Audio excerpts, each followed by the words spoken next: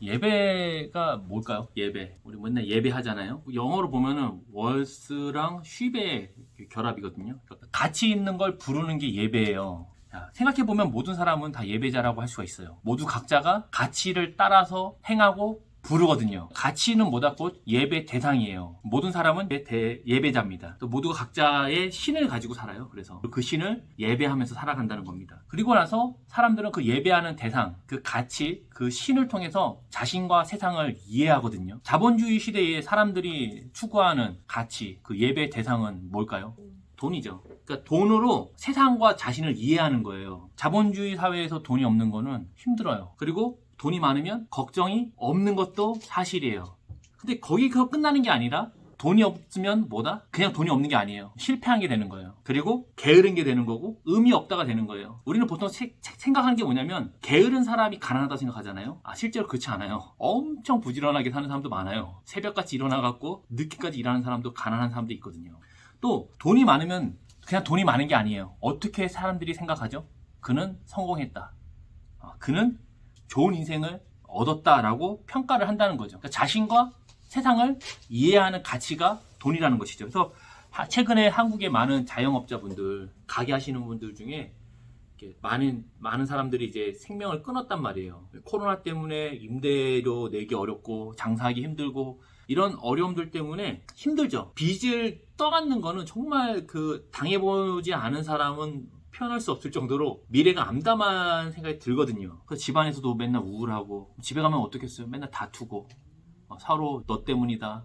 근데 중요한 거는 그냥 빚을 진 거죠. 여기서 생명이 끊어질 이유는 없는 거거든요. 돈을 예배하는 시대에는 돈은 그냥 종이가 아니에요. 전쟁과 다툼의 원인이 돼요. 그리고 성공과 실패의 기준이 되고 하나의 이미지를 우리에게 만들어주는 거거든요. 또 누군가는 학벌을 또 예배하는 사람들도 많아요. 학벌이 우리 인생의 최고의 가치라는 거죠. 많은 그리스도인들이 주일에 자녀들을 교회 보내지 않아요. 학원에 보낸단 말이에요.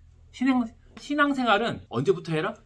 대학교 가서부터 하라는 거예요. 그런데 대학 입시 준비는 지금 당장 해야 된다는 거죠. 이렇게 자녀들이 신앙에서 떠나려고 하는 겁니다. 누군가는 좋은 학교를 가지 못한 것 때문에 위축이 되고 심하면 생명을 끊는 애들도 있어요. 특히 한국 같은 입시 위주의 사회는 그렇단 말이에요. 누구는 직장, 또 누군가는 외모, 누군가는 자녀가 자신의 어떤 가치가 되어 부름을 받고 또 예배 대상자가 된다는 거예요. 그래서 모든 사람은 다 예배자입니다. 무언가를 부르고 추구하면서 살아간다는 거죠. 그리고 그걸 건드리면 난리 나는 거죠. 내가 추구하는 가치, 내가 예배하는 대상이 무엇인지 아는 방법은 뭘까요? 사실 우리는 내가 뭘 예배하는지도 모르거든요. 내가 뭘 예배하는지, 내가 어떤 가치를 추구하는지 어떻게 알 수 있냐는 거예요.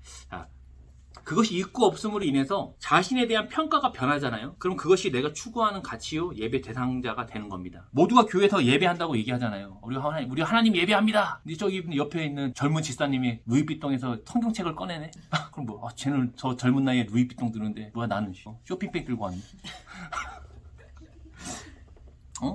내 남편은 뭐 하는 놈인지 그냥 저 젊은 나이에 루이비통 들고 왔는데 나는 쇼핑백 들고 하고 또 어떤 사람은 좋은 대학을 가지 못할 때 스스로 생각하는 거야. 나는 쓸모가 없다. 나는 잉여 인간이야. 이렇게 생각하는 것들. 그럼 그 사람에게는 좋은 대학이 그 사람의 가치요 예배 대상자거든요. 또 내가 삼성에 입사했더니 굉장히 의미 있는 사람인 것 같고 가면 막 대접받는 것 같고 가서 우리 추석이라 모였는데 우리 장기 취업 준비하는 우리 큰형 보니까 잉여인간 같고 의미 없어 보이고 나가 죽어야 될 것 같고 막 이렇게 생각한다면 그 사람은 회사를 예배하는 사람이죠. 사실 좋은 회사 다니고 돈을 많이 버는 건 좋아요. 절대 나쁜 게 아닙니다. 그런 거 추구하는 것도 나쁘지 않아요. 그렇게 할 수 있죠. 근데 그것이 나의 예배 대상이 되고 나와 세상을 이해하는 가치가 되면 안 된다는 얘기를 하는 겁니다. 청소년 때 생각해 보세요. 우리 5년 전에 청소년 시절에 우리 막 외모가 중요했단 말이에요. 맨날 거울 보면서 나는 이렇게 얼굴에 여드름이 많을까? 나는 왜 이렇게 코가 저쪽에 가 있을까? 눈은 왜 이렇게 삐뚤어졌을까? 원래 그 좌우 대칭이 삐뚤어지는 게 더 만들기 어려워요.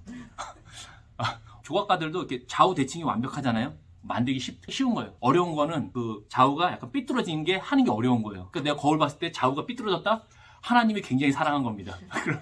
외모 때문에 죽고 싶고 막 그랬단 말이에요. 그 대학도 그렇잖아요. 당시에 대학에 떨어졌을 때, 재수했을 때 인생이 끝난 것 같고 뭔가 또 그렇게 해갖고 어렵게 간 학교가 겸손해.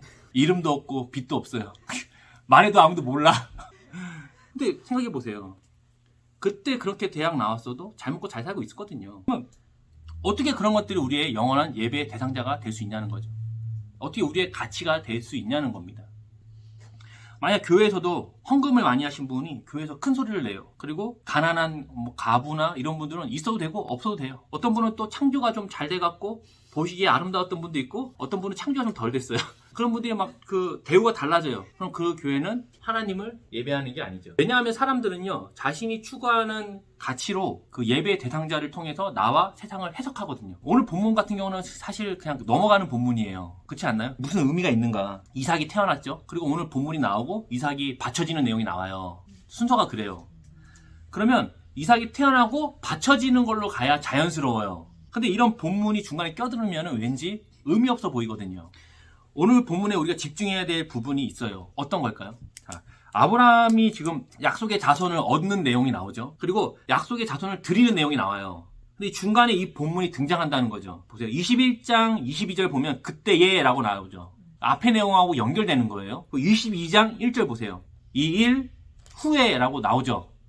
이게 연결해 주는 거예요. 이게 중간에 있는 사건이 굉장히 중요한 사건이라는 걸 보여주는 겁니다. 그렇다면 오늘 본문을 통해서 우리가 뭘 볼 수 있는 거냐면 그거예요. 약속의 자손이 태어났죠. 그리고 이 중간에 이 사건을 통해서 하나님이 이제 아브라함이 시험을 받아도 되겠구나라고 생각을 한 사건이 시작되고 나서 그 다음에 이삭을 바치는 거거든요. 우리가 그럼 오늘 본문을 통해 뭘 보느냐면 하나님이 대체 뭘 받길래 아브라함을 시험해도 되겠다라고 생각을 했을까가 나오는 게 오늘 본문입니다. 오늘 본문 33절 보세요. 아브라함이 신의 이름을 영원하신 여호와라고 부르는 내용이 나오죠. 원래 번역은 이거예요. 아브라함이 주님의 이름을 영원하신 엘이라고 불렀다가 이게 원래 뜻이거든요. 그러니까 엘이라는 명칭은 하나님만을 가리키는 명칭이 아니에요. 가나안 민족들은 자신들의 신을 다 엘이라고 불렀거든요. 그러니까 하나님, 신이라는 뜻이 엘이에요. 근데 아브라함은 지금 가나안인들과 다르게 그 엘을 누구다? 영원하신 여호와라고 얘기를 한다는 겁니다. 여기서 우리는 아브라함이 무엇을 예배했는가, 무엇에 가치를 두었는가를 볼 수 있는 거예요. 자, 22절에 보면 아비멜렉과 군대 장관 비골이 아브라함을 방문했어요. 특이한 게 뭐죠? 아비멜렉이 혼자 온 게 아니고 군대 장관을 데리고 왔어요. 이게 뭔지 잘 감이 안 오시는 것 같아요. 지금 내가 집에 앉아서 소파에 앉아서 TV를 보고 있는데 밖에서 갑자기 헬리콥터 두두두두두 오는 거예요. 그러더니 바이든 대통령이 우리 집을 방문했어요. 노크하고. 밖에는 1000명이 넘는 경호원들. 혼자 오면 안 되죠. 보통 엄청난 경호원 데리고 오거든요. 밖에 1000명의 경호원, 위에는 헬기가 날아다니고 시끄럽게 두두두 날아다니고 밖에 경찰들이 길을 통제하고 있어요. 바이든이 우리 집에 왔어요. 그럼 어떤 생각이 들죠? 나 영어 못하는데. 왜 왔지? 뭐라 그래? 왜 왔지? 중요한 건 왜 왔냐는 거예요. 지금 왕하고 군대 장관이 온 거예요. 우리로 치면은 대통령하고 국방부 장관이 동네 할아버지를 찾아온 거거든요. 그럼 그 일대가 장난이 아니고 혼자 오진 않으니까 아브라함도 생각했죠. 왜 왔지? 왜 왔지? 자, 왜 아비멜렉과 군대 장관이 아브라함을 만나러 왔을까요? 지금 권력자가 찾아왔잖아요. 권력자가 찾아온다는 건 뭐냐면 자신들에게 뭔가 유익하기 때문에 찾아온 거예요.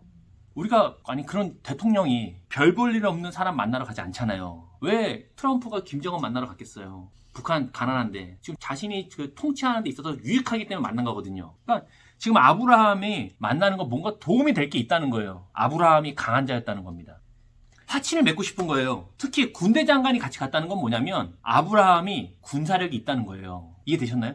네. 국방부 장관이 찾아가잖아요. 그건 틸로 엄청난 겁니다. 그 나라의 군사력하고 관계가 있기 때문에 찾아가는 거예요. 아비멜렉의 땅에 살고 있는 아브라함의 군사력과 재력이 굉장하다는 걸 우리가 볼 수 있는 겁니다. 화친은요, 약자고 맺지 않잖아요. 자신보다 강한 사람, 그러니까 아쉬운 사람이 아쉬울 것 없는 사람에게 가서 화친하는 거거든요. 계약을 맺는 거거든요.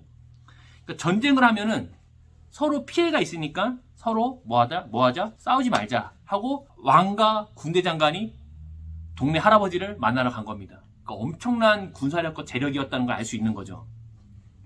22절 보세요. 그때에 그들이 방문했다 그랬어요. 그때는 언제죠? 이스마엘이 어떻게 돼요? 장성하여 활 쏘는 자가 됐어요. 18절 보면 하나님의 약속처럼 이스마엘이 이제 큰 민족을 이루는 과정들이 있다는 거예요. 큰 민족을 어떻게 이뤘을까 이스마엘이? 활을 쏴서 했겠죠. 그리고 사람들이 모이고. 그러니까 아브라함의 아들, 그것도 장자도 아니고 쫓겨난 아들이 저 정도면 아브라함은 장난 아닌 거죠. 그러니까 그때에 그들이 찾아가서 와 이스마엘도 저 정도인데 그 아버지 아브라함은 장난 아니겠다 찾아온 거죠. 그들이 먼저 찾아올 이유는 이것밖에 없어요. 동네 할아버지를 왕과 군대 장관이 방문할 이유가 없잖아요. 바이든이 우리 집에 올 이유가 없잖아요. 내가 뭐라고? 나 여기 이민자로서 영어도 못하는데 우리 집 왜 와요? 이스마엘을 보고 아브라함을 보다 경계하는 겁니다. 23절 후반절 보세요. 아비멜렉이 뭐라고 얘기해요? 자신과 누구를 후대해라? 자신과 내 후손과 손자와 그리고 뭐다? 땅을 후대하라 그래. 땅. 보셨나요? 네. 여기에 왜 땅이 포함되어 있을까요? 아브라함이요 지금 힘이 있잖아요. 언젠가 그 땅을 차지하려 들 것이라 생각하는 겁니다. 그럼 땅이 어떻게 돼요? 황폐해지고 전쟁을 일으킬 수 있는 사람이 누구다? 아브라함이라고 생각하기 때문에 이렇게 얘기하는 거예요. 이런 해석은요, 아비멜렉이 자신과 세상을 해석하는 그 기준, 그 가치가 어디에 있는지를 보여주는 겁니다. 그러니까 아비멜렉이 자신의 힘이 강해지면은요, 아비멜렉은 반드시 주변의 땅을 공격해서 확장하고 싶은 마음이 있는 거예요. 그러니까 아브라함도 그럴 것이라고 해석을 하는 겁니다. 자기 안에 그런 가치와 예배 대상이 있으니까. 그러니까 22절에서 아비멜렉이 아브라함에게 뭐라고 얘기하죠? 너가 무슨 일을 하든지 하나님이 너와 함께 계시다 라고 얘기를 했잖아요. 이런 얘기를 왜 했을까요? 그가? 어떻게 뭘 보고 했을까요? 아브라함이 잘 사는 거 보고 한 거죠. 아브라함의 성장과 군사력의 확장. 아브라함의 군사력과 재력을 보니까 이것은 뭐다? 이 노인이 할 수 있는 게 아니고 너의 신이 도와줘서 그렇다라고 얘기를 한 거예요. 아비멜렉은 왕이잖아요. 동네 떠돌이가 아니란 말이에요. 왕은 땅과 권력을 지키기 위해서 반드시 뭐가 필요하냐면 권력이 필요해요. 군사력이 필요하다는 거예요. 왜 집불도 없는 북한이 핵을 그렇게 갖고 싶어 하겠어요. 거기 있는 백성들은 다 굶어 죽잖아요. 어렵잖아요. 근데 왜 그렇게 핵을 가지려고 난리를 치겠어요. 나라는 가난한데 군사력을 가지면 자신의 그 통치력이 유지가 되기 때문이거든요. 그리고 다른 나라와 계약을 맺을 수 있는 거예요. 미국한테 얘기할 수 있는 거죠. 나 쏜다? 쏜다? 신장 줘, 안 줘? 얘기하는 거죠. 그러니까 아비멜렉은 군사력으로 자신과 세상을 평가하는 사람이에요. 그러니까 아비멜렉에게는 곧 군사력과 재력이 뭐다? 그에게 가치가 되고 그에게 예배 대상이 되는 겁니다. 아브라함이 실로 어마어마하게 많았다는 걸 알 수 있는 거죠. 여기서 많은 목사님들이 이렇게 설교합니다. 하나님이 아브라함을 도와주셨습니다. 아브라함이 크게 성장하고 복을 받았죠. 우리도 하나님을 잘 믿어서 세상에서 화친을 맺자고 할 정도로 복을 받아야 합니다. 하나님 믿으십시오. 하나님이 당신의 창고를 흔들어 넘치게 채워주실 겁니다. 은혜가 돼요. 은혜가 되네요, 진짜로. 네. 세상이 화친을 맺고 싶을 정도로 하나님이 복을 주신다.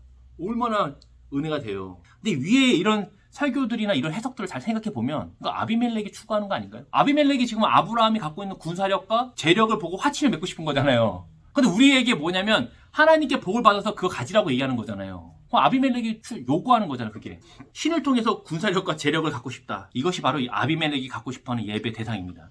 아브라함은 아비멜렉이 예배하는 대상과는 다른 대상을 예배하는 거예요. 그런 인물로 등장하는 겁니다. 그러니까 이 사건이 끝나고 나서 뭐라고 얘기하냐면 22장 1절에 그 일 이후에 하나님이 아브라함을 시험하는 거거든요.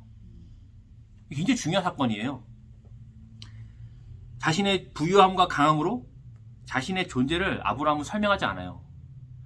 어이없게도 아브라함은 아비멜렉의 종들에게, 그것도 아비멜렉의 누군지도 모르는 그 말단 종들에게 우물을 뺏겨요. 그러니까 이해가 안 되죠. 아니 왕이 찾아와서 화친을 맺을 정도의 군사력과 재력인데 아비멜렉이 누군지도 모르는 그 말단 종에게 뺏긴단 말이에요. 우물을. 분명 빼앗기지 않고 전쟁할 수 있었거든요. 강한 자가 약자에게 뺏기는 건요, 자존심이 상하는 거예요.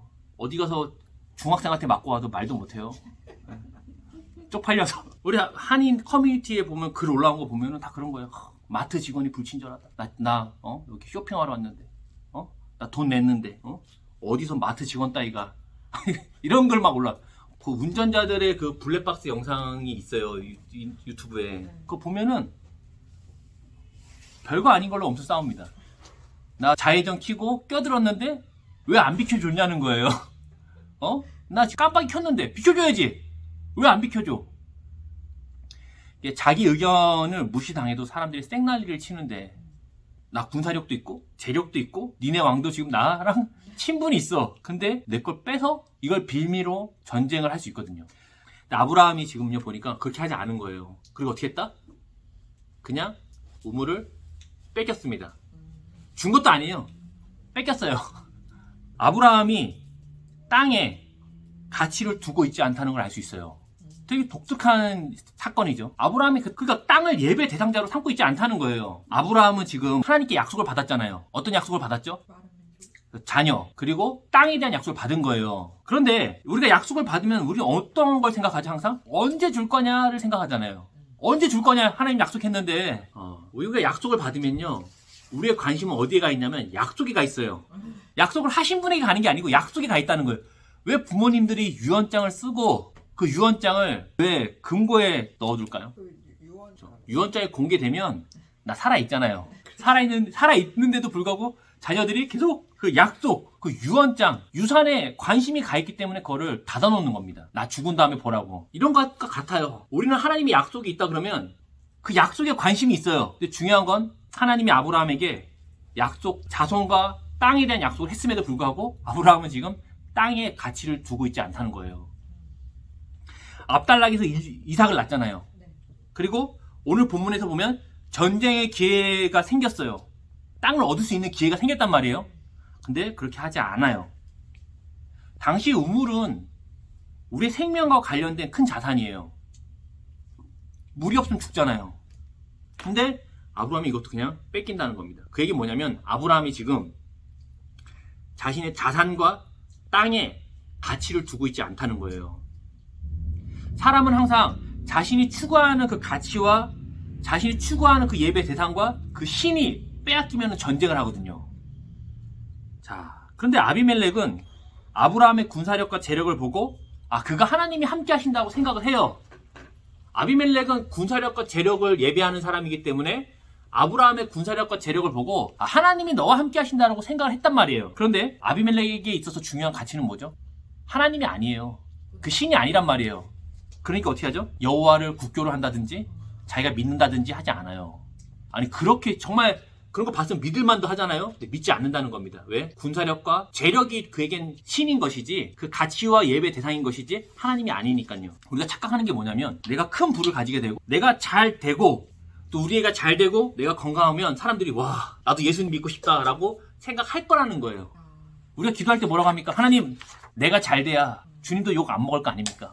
내가 예수 믿는다고 했는데 맨날 전세 렌트 살다가 비즈니스 망하고 그러면 하나님 어떠시겠냐고. 사람들이 얼마나 하나님 욕하겠냐고 이렇게 생각하잖아요.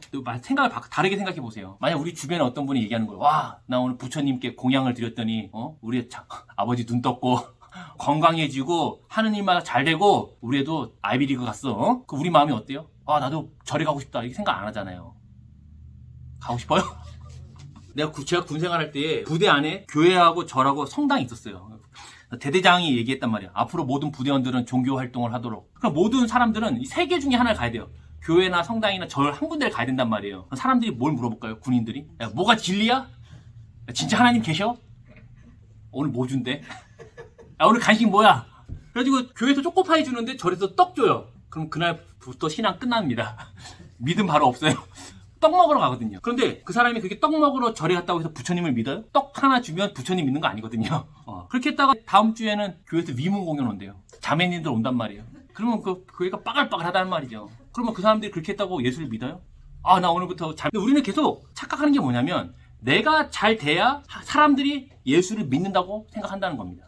실제로 사람들이 교회를 찾아오고 예수를 믿게 되는 건 뭐냐면 내 삶의 가치와 삶에 대한 태도예요. 어떻게 저 사람 저렇게 할 수가 있지? 나 같으면 자살했는데 저런 외모로 살 수가 있지?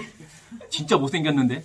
장난 아니다. 저 사람 뭐가 좀 다른가 보다. 제가 아는 목사님이요, 군생활 불신자였어요. 불신자로 군 입대했는데 그분이 왜 예수를 믿게 됐냐면 그 부대에 있던 고참이 주일날에 교회 가기 위해서 맨날 맞은 거예요. 너 교회 가지 마. 교회 가야 됩니다. 맨날 패고 너 교회 가지 말라 패고 맨날 군장 메고 운동장 돌려도 교회를 그렇게 가는 거예요. 그거 보고 그 불신자였던 그 목사님이 야, 저희 집 뭐가 있길래 저렇게 난리를 치냐. 그러고 나서 간 거예요, 교회를. 그래서 목사가 됐거든요. 사람들은 아비멜렉처럼 군사력과 재력을 가치로 삼으면서 뭐 하는 거냐면 하나님을 예배하는 거예요. 이게 지금 되게 말이 안 맞는 말이에요.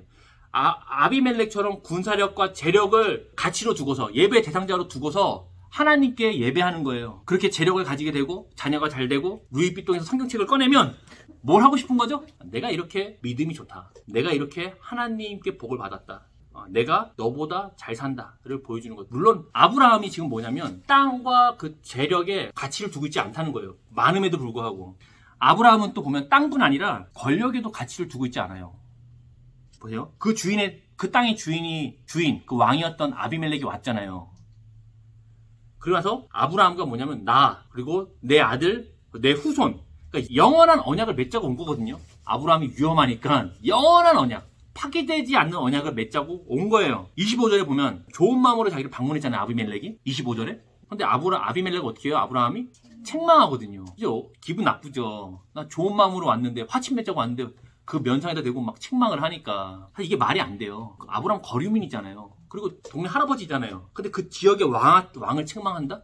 그것도 4,000년 전에?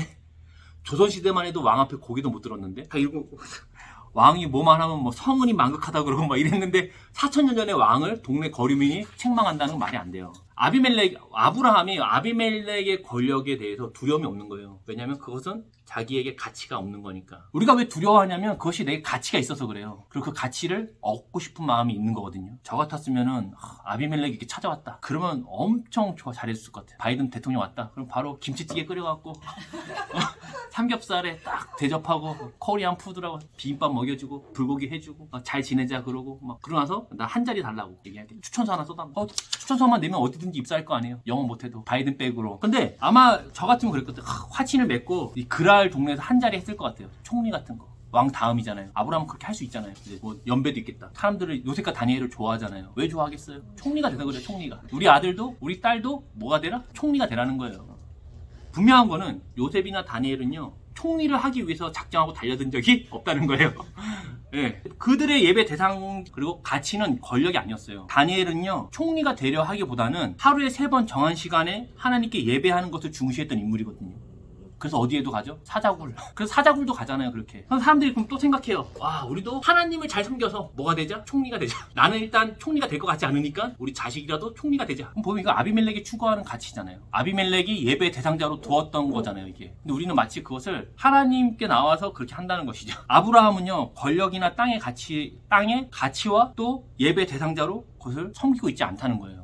땅과 권력의 가치를 두지 않았다는 것은 이것을 거부했다는 건 아니에요. 우리 마치 이렇게 얘기하면은 무소유 그리스도인이 다 팔아먹고 산에 들어가고 땅을 기경하며 살아야 이렇게 얘기하는 나쁜 분들이 있어요.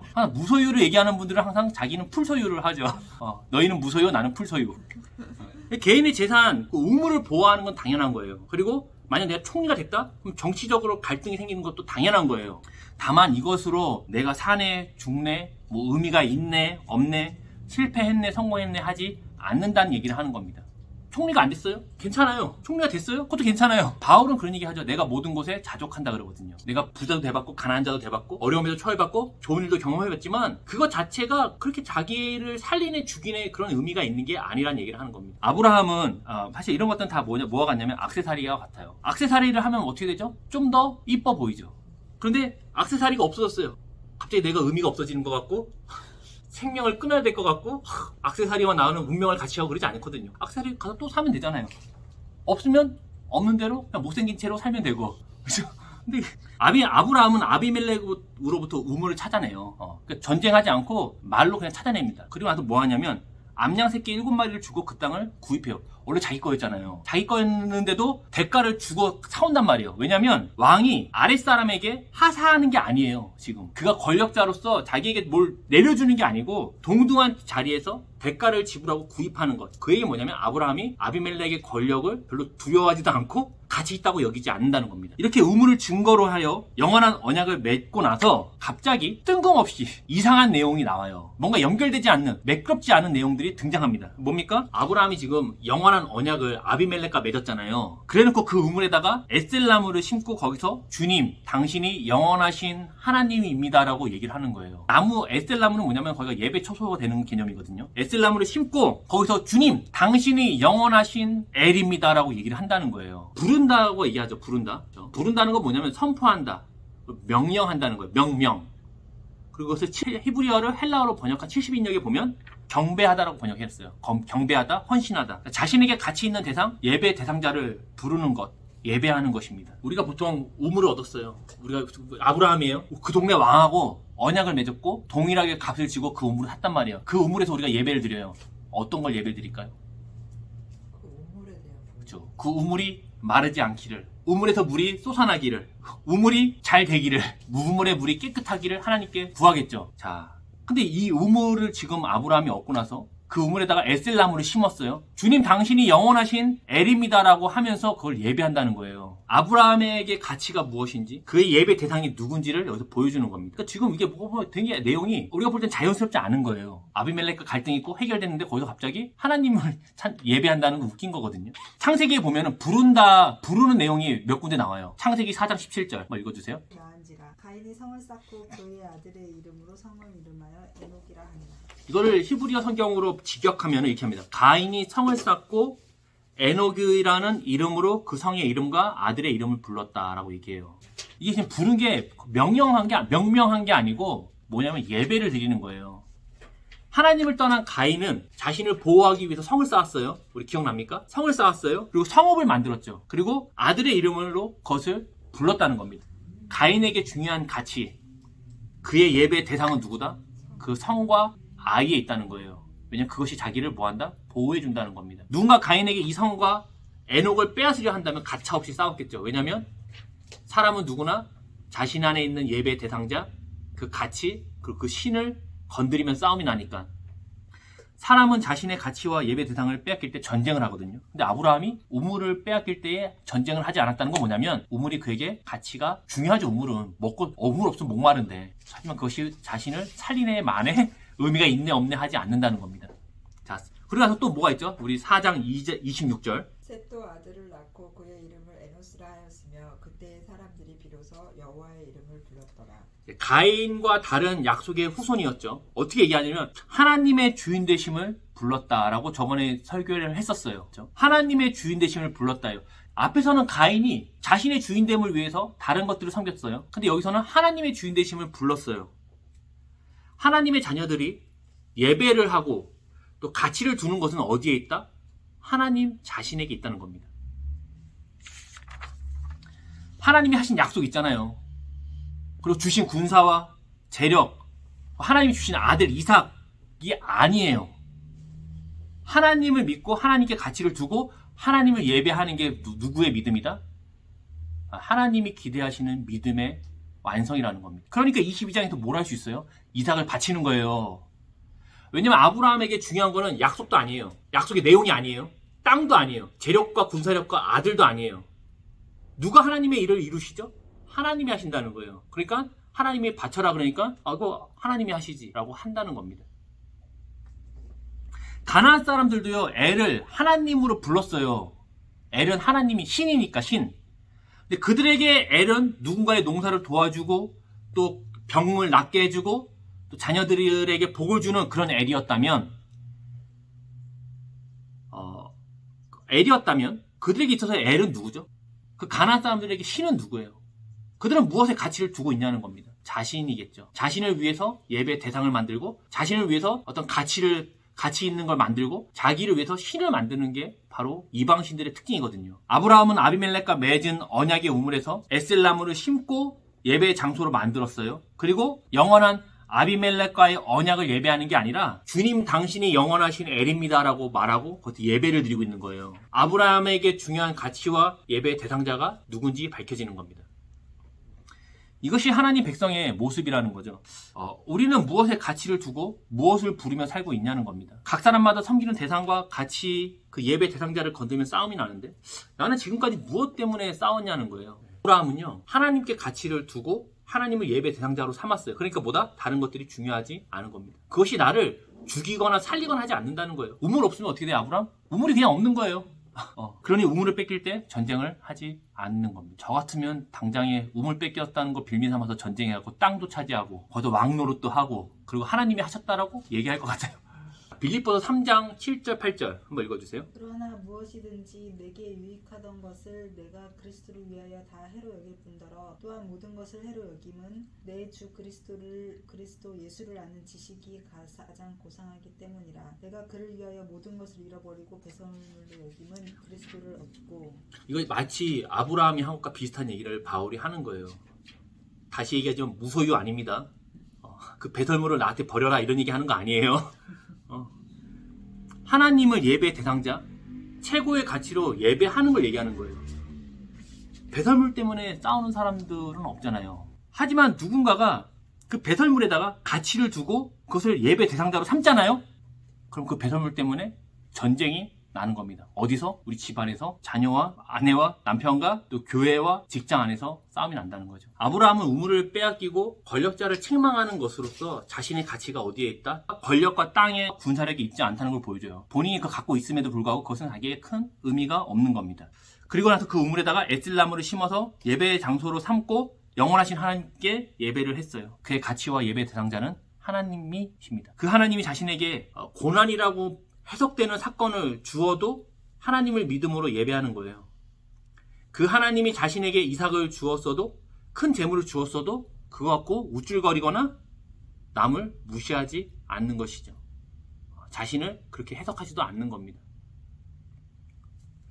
돈을 많이 벌어서 하나님 나라의 일을 하고 싶다. 그러면 기도하고 인도하심을 받으면 됩니다. 하지만 어떤 가치를 따르는지 또 어떤 것을 예배하는지를 자신을 다 살펴봐야 돼요. 하나님이 물질을 맡겼어요. 근데 그것으로 어깨가 으쓱해져요. 나 교회 봉사 더 많이 했다고. 그러면 그거 잘못된 겁니다. 돈이 있다고 어깨가 펴지고 없다고 위축되는 사람에게 하나님이 그걸 맡길 리가 없어요. 아브라함은 하나님께 가치를 두고 하나님을 예배의 대상자로 부르면서 그 믿음을 확정하면서 21장이 끝나는 거예요. 그리고 나서 22장에서 하나님이 아브라함을 시험하는 겁니다. 자, 34절 보세요. 아브라함이 땅을 차지하고 자기 땅에서 지냈다고 하고 있나요? 네, 땅이 없어요. 블레셋 사람이 땅에서 살고 있어요. 아브라함의 재력에, 아브라함의 군사력에 땅을 안 갖고 있네? 아브라함이 땅의 가치, 땅을 예배의 대상자로 삼지 않았다는 거예요. 약속이 있었음에도 불구하고 말이죠. 하나님 약속했으니까 이것이 바로 기회다라고 말하지 않았다는 거예요. 우리는 무엇을 가치로 두고 예배의 대상자로 두며 살고 있냐는 겁니다. 분명한 것은 하나님이 아브라함을 믿음의 사람으로 만들어냈잖아요. 그 믿음의 끝이 뭐였죠? 하나님을 믿어서 땅을 얻고 하나님을 믿어서 아이를 낳고가 아니었어요. 하나님을 예배 대상자로 두고 하나님께 가치를 두고 하나님을 내 신으로 예배하는 것으로 끝이 나는 거예요. 그러니까는 이삭이 참 귀한 아들이지만 하나님의 바치라면 바칠 수 있는 겁니다. 그러니까 이 하나님이 우리를 믿음의 사람으로 어떻게 한다? 만들어내시고 인도하시는 과정 가운데 우리가 지금 살아있는 거예요. 그러니 지금의 환경이나 또 어떠한 감정에 대해서 너무 실망하거나 환경이 나라고 생각하지 않아도 된다는 겁니다. 우리 자리도 못 잡고 맨날 이렇게 생각할 필요 없다는 거죠. 나는 우리 집은 이렇고 이렇게 할 필요가 없다는 겁니다. 물론 힘들긴 힘들어요. 하지만 그거는 그냥 힘든 거지 힘든 게 곧 나는 아니라는 얘기를 하는 것이죠. 하나님이 주인이시면 그분이 자신의 소유물들을 자신이 생각하는 가장 좋은 모양으로 만들어내겠죠. 아브라함도 처음에는 하나님 몰랐잖아요. 어떤 신이 불러서 가는 거잖아요. 하지만 그런 시간들을 거쳐서 믿음의 완성으로 끝나는 게 21장의 마지막이에요. 사실 아브라함의 완성은요 22장이 아니에요. 21장에서 끝이 난 믿음의 완성을 이루는 겁니다. 시험은 언제 하는 거죠? 하나님이 할 수 있는 사람한테 시험을 주는 거거든요. 자빠지라고 주는 게 아니고. 우리의 인생의 완성은 하나님을 믿는 것, 하나님의 약속의 내용이 아니라 약속하신 주체이신 하나님을 믿는 것이 우리의 믿음의 완성이 되는 겁니다. 그러니 오늘 일상들을 우리가 어떻게 사냐면 하나님이 주신 선물이잖아요. 성실하고 또 은혜를 행하면서 살아가는 겁니다. 하나님이 내 인생의 최고의 가치이고 내 예배의 대상자로 우리가 예배하면서 매일을 살아가는 것이 바로 그리스도인이라는 것이죠. 그리고 나와 세상을 어떻게 이해한다? 하나님을 통해서 나를 이해하고 하나님을 통해서 세상을 이해하는 것이 바로 하나님 나라의 백성이라는 것이죠. 그러니까 돈이 있고 없는 것으로 주눅들 이유도 없고 외모가 못생긴 걸로 잘생긴 걸로 평가받을 이유도 없고 자녀들의 잘됨과 못됨으로 자신을 그렇게 질책하거나 내세울 이유도 없는 겁니다.